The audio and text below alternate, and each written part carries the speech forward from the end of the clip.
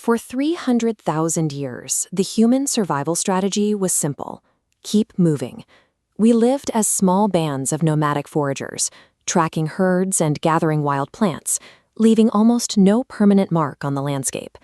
Then, according to the traditional historical timeline, we learned to plant seeds.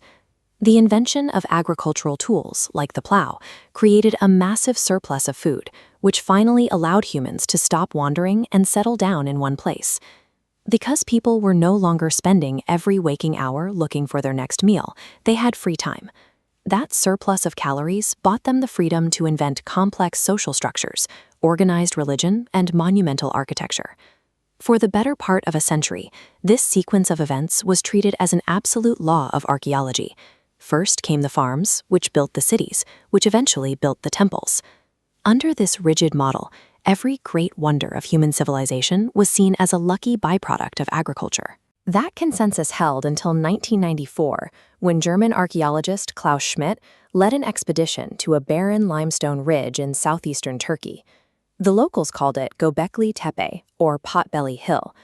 Beneath the dirt, his team uncovered something that contradicted the accepted timeline of humanity: massive T-shaped limestone pillars, meticulously arranged into highly organized circular enclosures.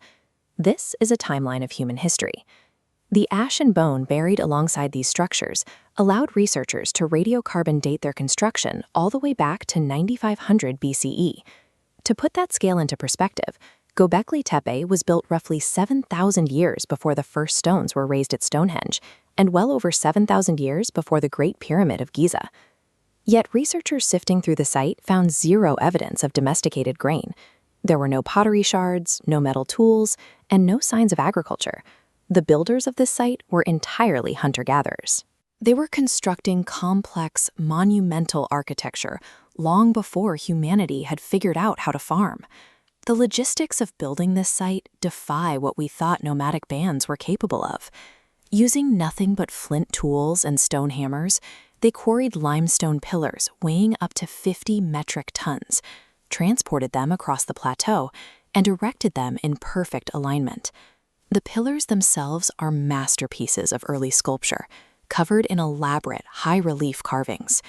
Rather than the game these people relied on for food, like deer or gazelle, they feature formidable predators, like this reptilian creature crawling down the stone, pointing to a deeply developed, shared religious mythology. In 2006, Klaus Schmidt proposed a direct inversion of the traditional model, that the human urge to gather for sacred, communal rituals came first. Sustaining the hundreds of laborers needed to build these enclosures required a massive, reliable food supply. Wild foraging alone couldn't support that many people in one place for that long. The biological record backs this up. Geneticists have traced the closest genetic ancestor of modern einkorn wheat, one of the world's oldest cultivated crops, straight to a mountain just a few miles away from the site.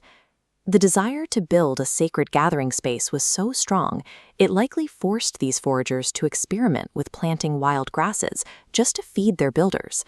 The temple built the farm, not the other way around. Today, a new generation of archaeologists is expanding our understanding of the site. Teams taking over the excavations in the 2020s, led by researchers like Lee Clare, have begun looking beyond the monumental pillars. By digging deep soundings between the enclosures, they found unmistakable signs of daily life. There were fire pits, large rainwater cisterns, and heavy stones for grinding food. Schmidt originally pictured Göbekli Tepe as an isolated sanctuary that people only visited, but new findings suggest the site was actually a bustling, permanent settlement. The shift from wandering hunter-gatherer to settled villager wasn't a sudden, clean break. It was a messy, gradual evolution where people held on to their ancient nomadic traditions while simultaneously experimenting with permanent homes. After roughly 1,500 years of active use, Göbekli Tepe met an incredibly strange end. The enclosures didn't collapse from erosion, and they weren't left to weather away on the hilltop. Around 8,000 BCE, the communities that maintained this site undertook a massive engineering project to bury it. They intentionally backfilled the great enclosures with hundreds of tons of limestone rubble, soil, and animal bones left over from feasts. They didn't smash or topple the great stone monoliths. The pillars were carefully preserved in an upright position, protected by the fill dirt for millennia. This was an act of preservation, not vandalism. Archaeologists call this ritual decommissioning.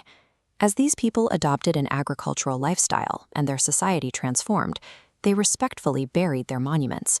It was a cultural farewell to the old hunter-gatherer world. For decades, we told ourselves a highly mechanical story about our origins, that we stumbled into complex society simply because a plow gave us a surplus of calories. But the stones on this Turkish ridge suggest something far more interesting. It suggests that our uniquely human drive for meaning, art, and communal identity was the engine that first pulled us together into a settled society.